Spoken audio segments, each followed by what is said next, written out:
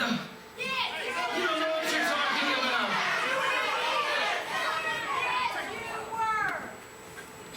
Very early in the morning, the chief priests, the elders, and scribes decided they would bind Jesus and turn him over to Pilate the governor.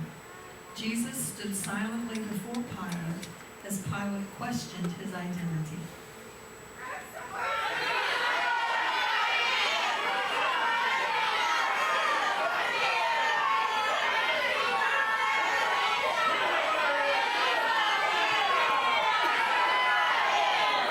Silence! Someone else portraying himself as king. Step forward, Jesus, King of the Jews. You don't look like a king. You certainly do not dress like a king. But tell me, Jesus, are you in fact a king? Speak up, man. I'm far too busy with matters of importance than to deal with issues like this. Are you a king? He can't speak, can't he? Yes, sir. He claims to be the Son of God. Son of God. Blasphemy. Treason. What do you have to say for yourself? Jesus, are you a king? Are you the so-called Son of God? You need to learn to speak when you are spoken to. Do you even know who's speaking to you? I am Pontius Pilate. I have the power to release you, and I have the power to crucify you. You would have no power over me, except to be sent to you by my Father.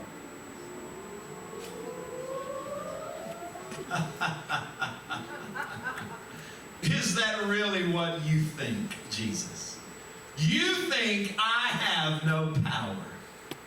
Then let me show you how much power I have. Take him and flog him. Give him 39, no, make it 40 lashes, and then release him. Silence! Isn't there an ancient custom that at Passover a prisoner can be released as an act of mercy? Yes, sir. Very well, we'll let the people decide. We have 2 prisoners. Yes, sir. We have this Jesus and the murderer Barabbas. The murderer Barabbas. Bring it to me. Come forth, Barabbas.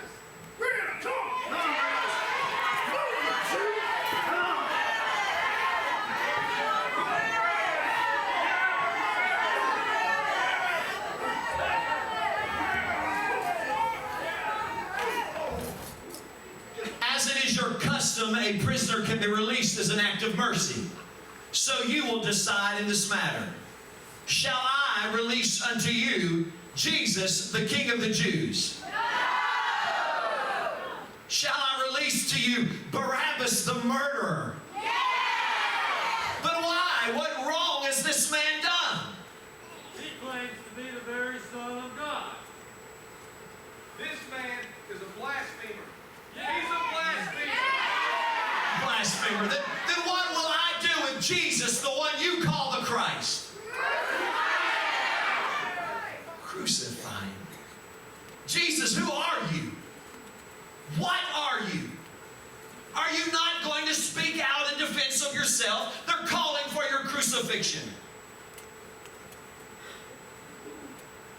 Very well. So let it be written. Barabbas, you're free to go.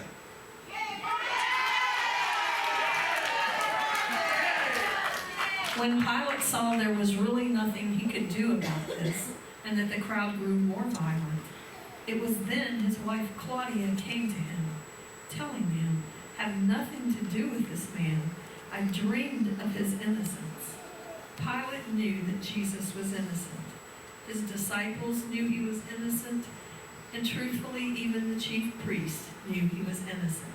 But only one person dared to intervene on his behalf during his trial, and she was a woman, a Gentile, pagan woman, wife of the Roman governor. But Pilate gave in to the crowd and did nothing to stop his execution. Instead, he remembered the Jewish ritual of putting away the guilt of innocent blood. So he washed his hands in water and declared this to the Jews: I am not guilty of this man's blood and his death. But you are the cause of this. Well then, let his blood be upon us, our children, and our children's children, right? Yeah! You don't know what you're talking about. You don't know me. Silence! Take him away.